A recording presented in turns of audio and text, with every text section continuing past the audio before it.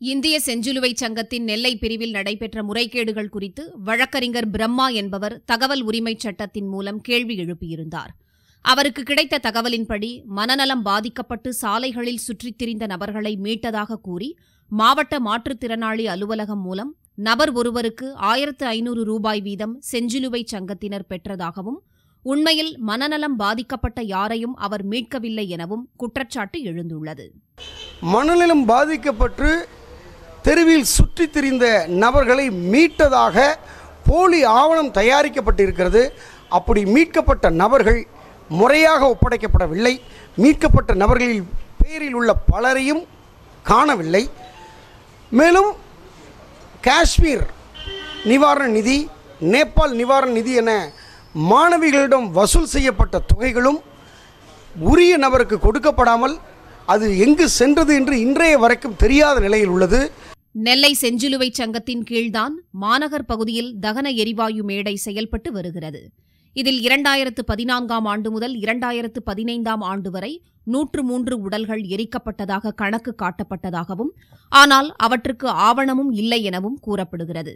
இதன் மூலம் அனாதை பிணங்களை தனியார் மருத்துவக் கல்லூரி ஆய்வுக்காக பல லட்சம் ரூபாய்க்கு விற்பனை செய்யப்பட்டதாகவும் புகார் எழுந்துள்ளது. இப்படி பல்வேறு முறைகேடுகளை செய்து 80 லட்சம் ரூபாய் வரை ஊழல் நடைபெற்றுள்ளது. இதையெல்லாம் விசாரிப்பதற்கு சார் ஆட்சியரை மாவட்ட ஆட்சித்தலைவரால் நியமனம் செய்யப்பட்டு விசாரணை செய்யப்பட்டது.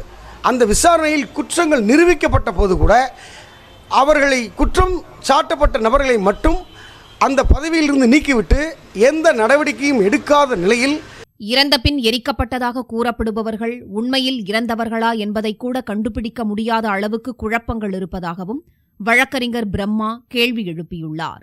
237 பிணங்கள் எரிக்கப்பட்டிருக்கிறது.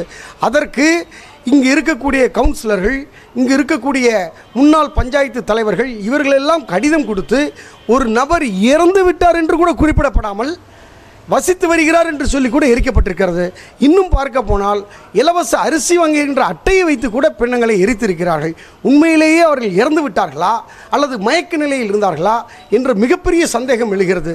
இது தொடர்பாக அளிக்கப்பட்ட புகாரின் மீது எந்த நடவடிக்கையும் எடுக்கப்படாததால் வழக்கறிஞர் பிரம்மா தாக்கல் செய்த மனுவின் அடிப்படையில் இதுகுறித்து வழக்கு பதிவு செய்யும்படி காவல்துறைக்கு நெல்லை மாவட்ட குற்றவியல் நீதிமன்றம் உத்தரவிட்டுள்ளது.